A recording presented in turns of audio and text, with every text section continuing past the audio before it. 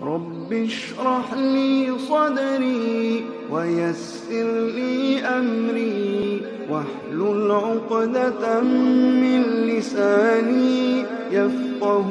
قولي۔ اللہ تعالیٰ نے سورہ فاتحہ سے قرآن کریم کو شروع کیا۔ علماء کہتے ہیں پورے قرآن کریم کا خلاصہ سورہ فاتحہ میں ہے، اور سب سے پہلے اللہ تعالیٰ نے سورہ فاتحہ میں اللہ کی تعریف کی، اس کے بعد ایاک نعبد و ایاک نستعین، ہم تیری ہی عبادت کرتے ہیں اور تجھی سے مدد مانگتے ہیں۔ علماء کہتے ہیں پورے قرآن کا خلاصہ سورہ فاتحہ ہے، اور سورہ فاتحہ کا خلاصہ اس ایک آیت میں ہے، ہم تیری ہی عبادت کرتے ہیں، ہم تجھی سے مدد مانگتے ہیں۔ اور آپ کو معلوم ہونا چاہیے کہ اس ایک آیت کی تفسیر میں علامہ ابن قیم رحمۃ اللہ علیہ نے 3 مجلد میں کتابیں لکھی، مدارج السالکین بین ایاک نعبد و ایاک نستعین۔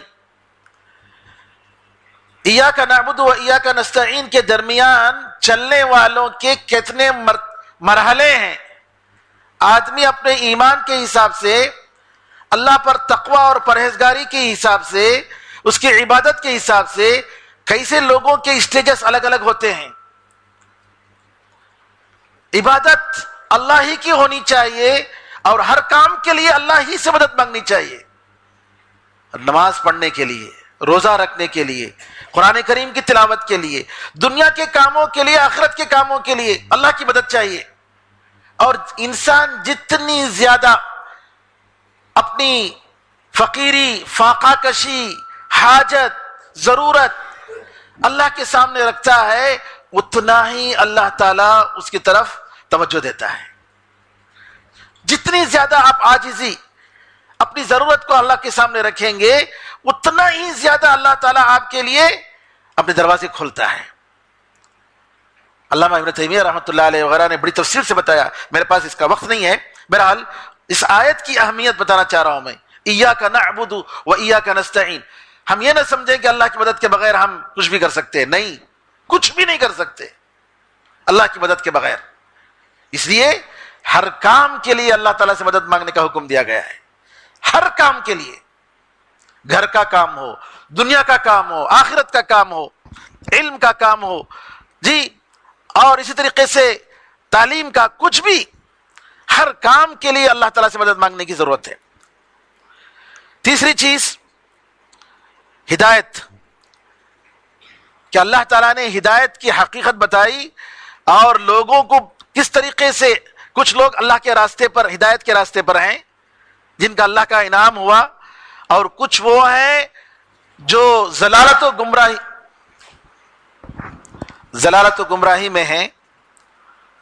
علم کے بغیر اللہ کی عبادت کر رہے ہیں، اور کچھ وہ ہیں جو جانتے ہوئے بھی اللہ کی عبادت نہیں کرتے ہیں۔ سب کچھ معلوم ہے،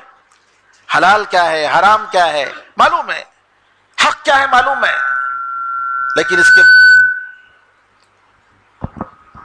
اس کے باوجود باطل پر ہیں، وہ یوں ہیں جن پر اللہ کا غصہ ہوا۔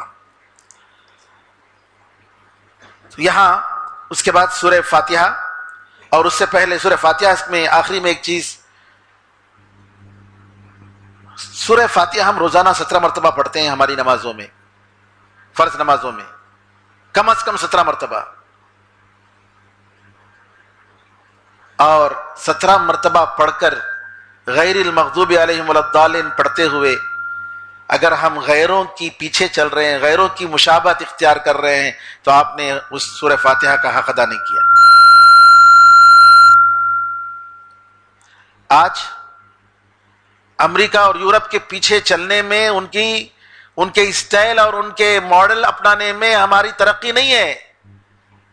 ہماری ترقی قرآن پر عمل کرنے میں ہے، دین کی طرف پلٹنے میں ہے۔